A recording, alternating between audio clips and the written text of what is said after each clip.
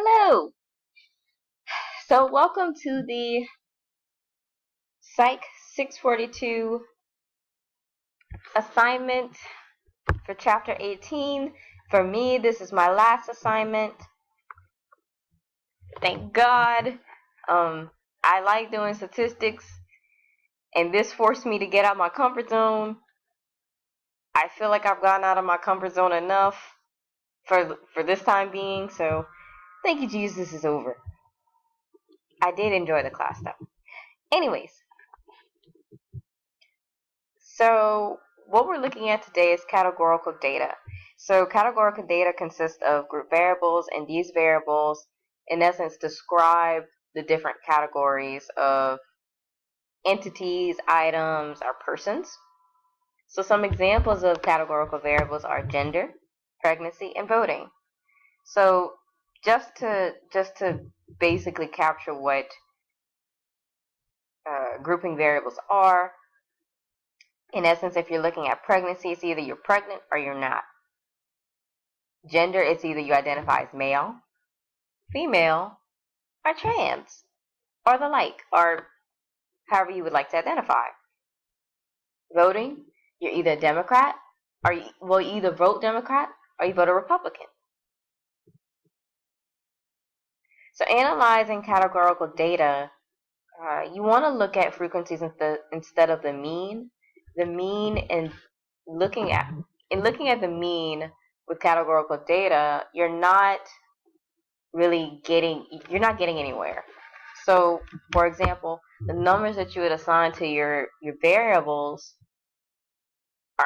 would mean nothing. They're just used for assigning. They're meaningless. And then the mean, if you do look at the mean, and if you're that serious about it, the mean of the categorical data would just be dependent upon the different entities in that group. So in essence, you're getting a false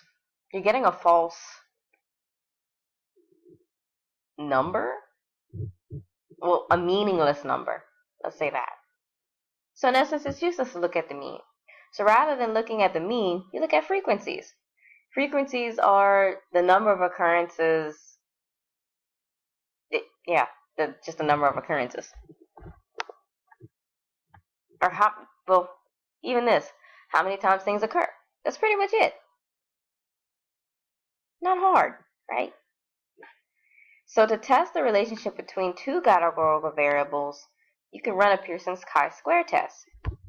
So this test, in essence, compares observed frequencies to model frequencies. And the model frequencies are those as you would expect to get by chance. So the test has an approximate chi-square distribution.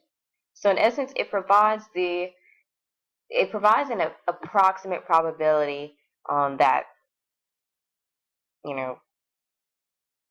for the chi-square statistic.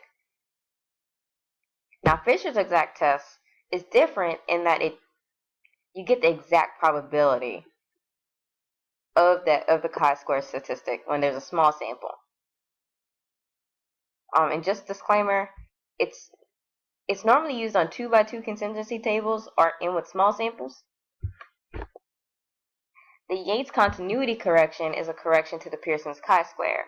So in essence, if you're doing the Pearson's chi-square by hand, in the formula, you would notice that you're standardizing you're standardizing the deviance. In essence, what you do with the Yates continuity correction, it goes in and just subtracts 0.5. That's pretty much it. And this is regardless if it's positive or negative.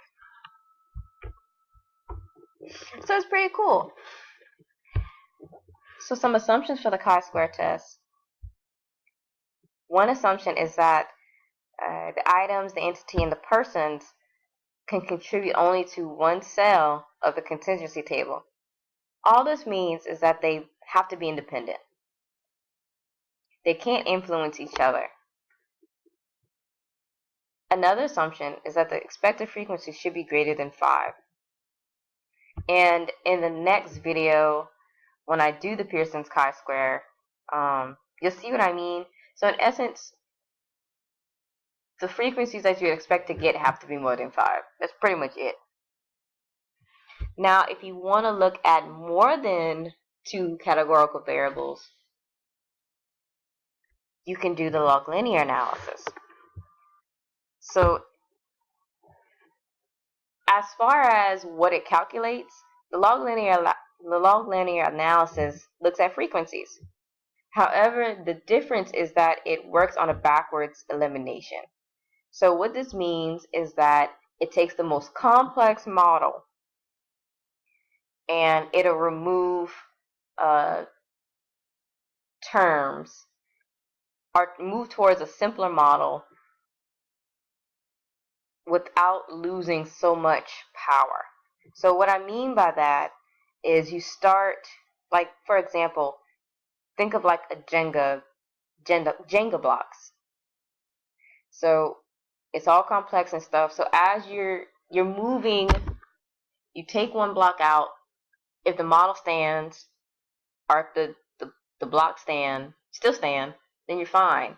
And you're gonna move another one, and then another one, and then another one, until those blocks fall.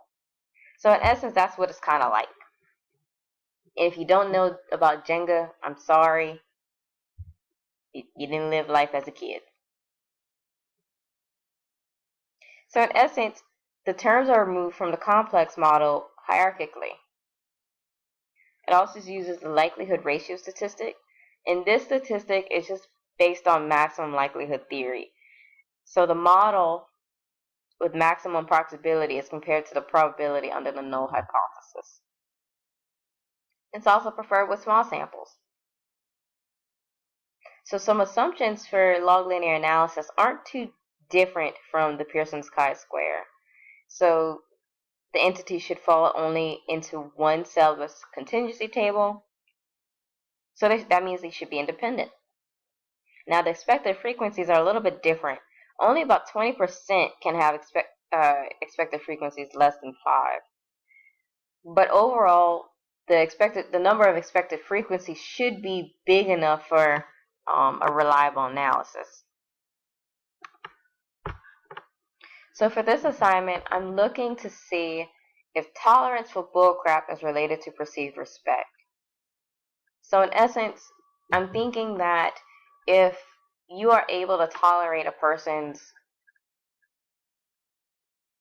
bullshit, then you would believe that you are respected, right? And in some cases, and there are some cases where we know that doesn't happen. So the participants I was looking at are in relationships, and they provided yes or no answers to if they tolerate their partner's bullshit. They also provided yes or no answers if they perceived respect from their partner. So participants included male and female, men and women.